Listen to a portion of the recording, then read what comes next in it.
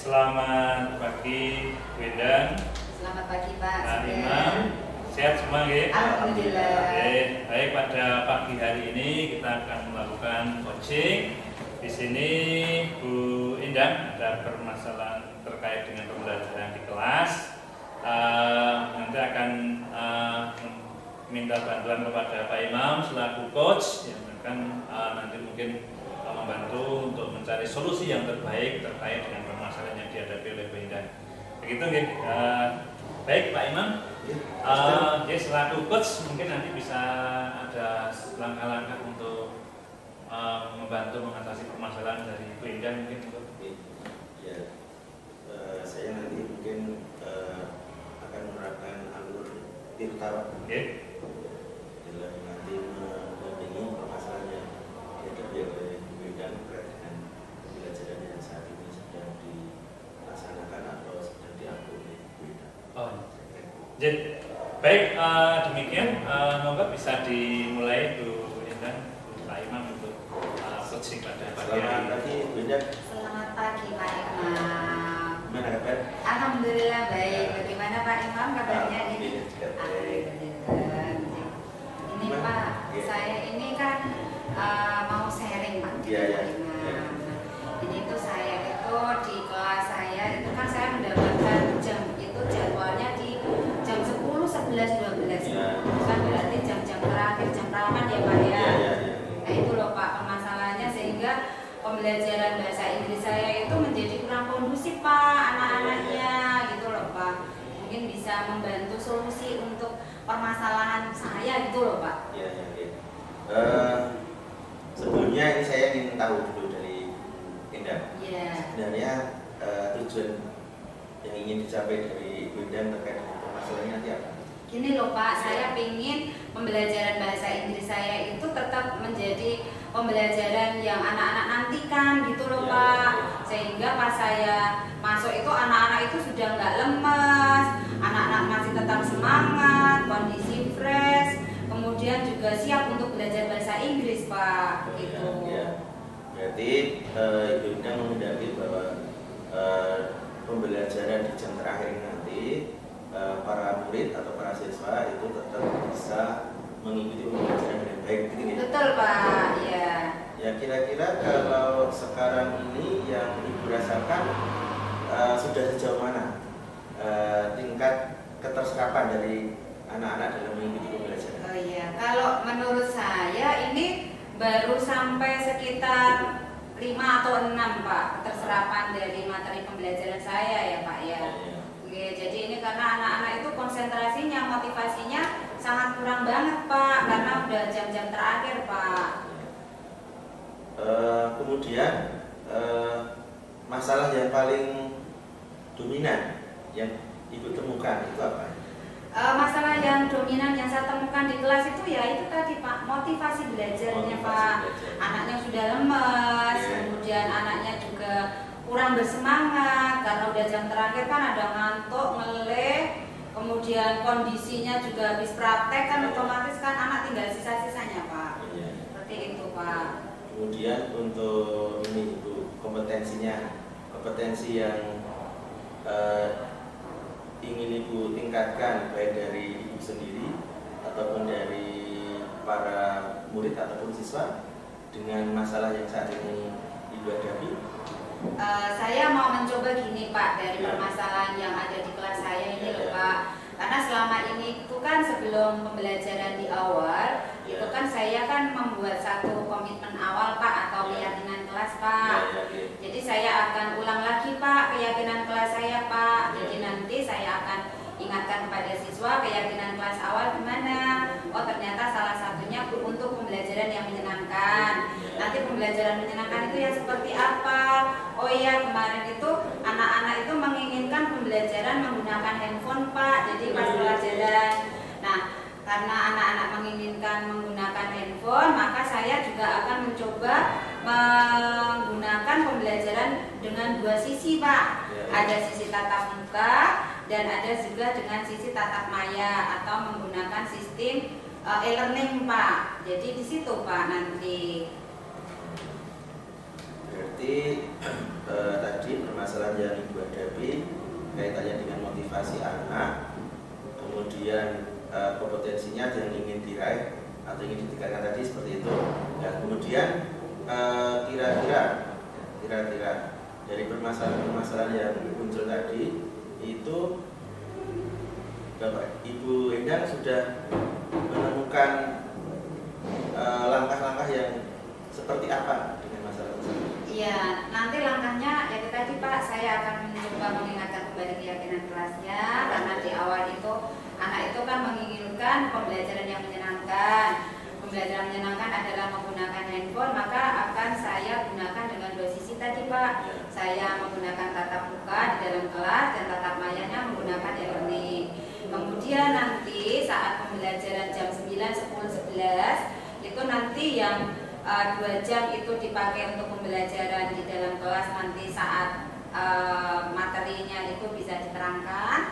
Kemudian ada 1 jam yang mana siswa bisa mengakses e-learning di kelas, bisa mengerjakan semua tugas-tugasnya di kelas, bisa mengakses semua informasi di e-learningnya juga. Nah setelah selesai tugasnya anak bisa diberi kebebasan untuk bermain handphone juga Pak. Jadi mungkin sedikit mengurangi anak itu tidak bosan belajar gitu Pak.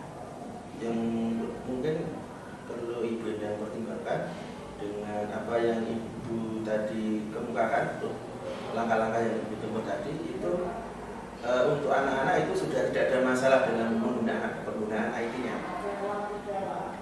Insya Allah sudah Pak, karena kelas anak ini kan kebetulan saya ngajar kelas 2 ya Pak ya, atau kelas 11. Karena anak ini kan sudah dikenalkan tentang e-learning kan dari kelas 10. Jadi paling tidak anak ini sudah terbiasa menggunakan e-learningnya.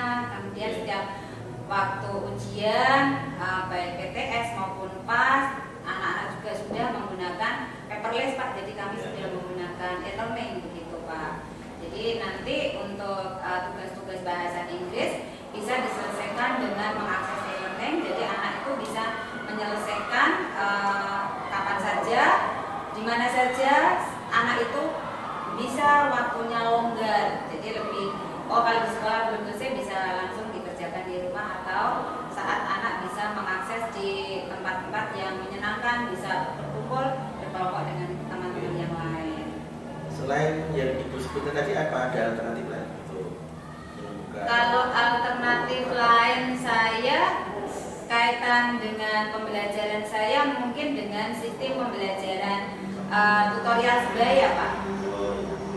Oke, jadi nanti teman-teman yang sudah bisa mungkin bisa mengajari temannya yang masih dirasa kurang mampu. Jadi nanti tutor sebaya ini akan membantu teman-teman yang lain untuk bisa mengkondisikan semua Pak. Jadi kalau mungkin bertanya dengan guru merasa kurang nyaman, mungkin dengan adanya tutor sebaya ini akan lebih nyaman untuk bisa mendapatkan satu pembelajaran lebih menyenangkan lagi. Berarti Ibu sudah menemukan 2 alternatif ya, untuk penyelesaian apa yang masalah yang Ibu hadapi. Bisa dengan tadi media, kemudian dengan apa tadi? Tutor sebaya. Sekarang saya hanya untuk ini aja, untuk memberikan gambaran ke Ibu. Ibu sudah pernah berbincang-bincang dengan rekan sejawat? Iya Pak, ini saya juga kebetulan saya sudah mencoba untuk komunikasi dengan teman saya yang mengaku pada kelas yang sama Pak, di mana saya juga mengajar di anak otomotif ya Pak. Kemudian saya juga komunikasi dengan wali kelasnya juga. Ternyata memang anak otomotif yang saya ampu jam 10, 11, 12 ini kelas otomotif A ini memang motivasi belajarnya hampir semua mata pelajaran itu sangat perlu dimotivasi lagi Pak begitu. Jadi memang tidak hanya di bahasa Inggris tapi juga mata pelajaran lain. Nah kebetulan bahasa Inggris itu di jam terakhir, maka mungkin motivasinya mungkin sangat lebih kurang dibanding kalau jam di awal seperti itu. Terima kasih Bunda. Jadi dengan rencana aksi atau rencana yang Ibu Endang rencanakan tadi, saya menangkap bahwa itu paling tidak sudah bisa memberikan solusi terhadap permasalahan motivasi anak dalam pembelajaran tadi. Nah, kemudian yang ingin nanti kita lihat bersama sudah sejauh mana nanti rencana-rencana itu efektif dalam memberikan membangkitkan motivasi murid. Itu indikatornya apa?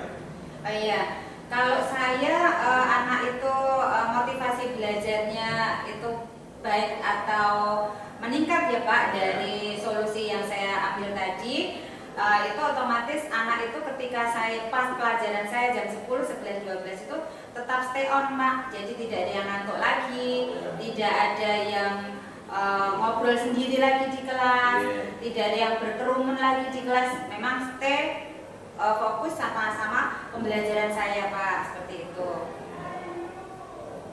Kalau begitu nanti mungkin rencana yang Ibu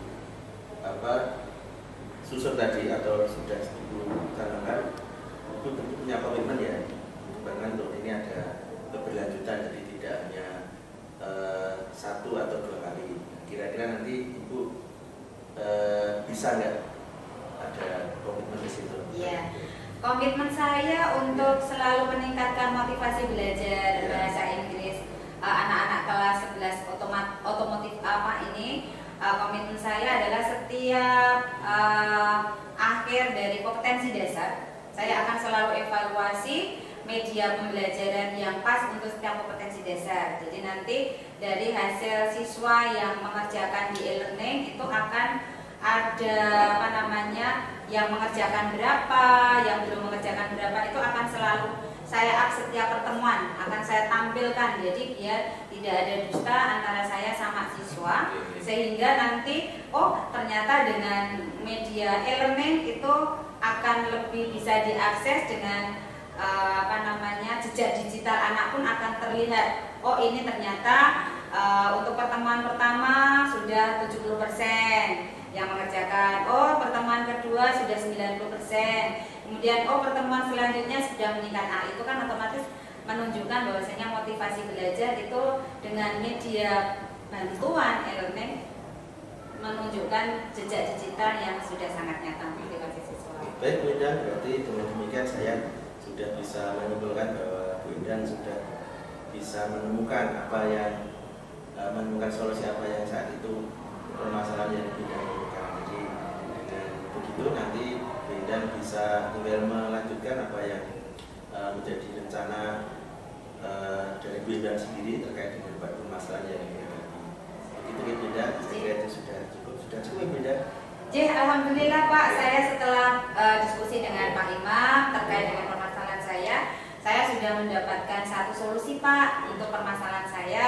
Saya di sini nanti untuk ke depan saya akan mencoba menggunakan 2 jalur sisi. Yang pertama adalah dengan tatap muka di dalam kelas, yang kedua adalah dengan menggunakan tatap maya di e-learning, di mana nanti anak itu bisa mengakses e-learning itu kapan saja, di mana saja. Siswa bisa belajar di rumah pun sama di sekolah pun bisa diakses semua. Kemudian juga dengan tutor sebaya tadi Pak. Jadi otomatis dengan tutor sebaya pembelajaran akan lebih efektif, lebih menyenangkan dan lebih nyaman lagi. Itu Pak.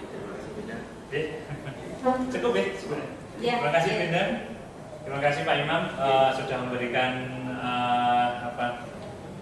bantuan kepada Bu Endang yang memiliki permasalahan terkait dengan motivasi belajar.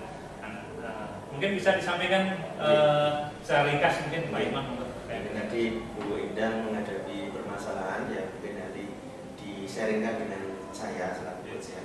Bukan saya memberikan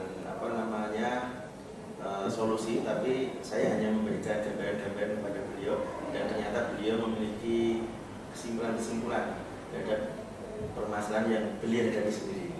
Tadi beliau menghadapi masalah tentang motivasi belajar muridnya, siswanya yang berada di jam-jam akhir dari sudah siang, dan ternyata dengan tadi beliau membuat variasi pembelajaran dengan tatap maya, buka langsung, dan dengan tutor sebaya tadi.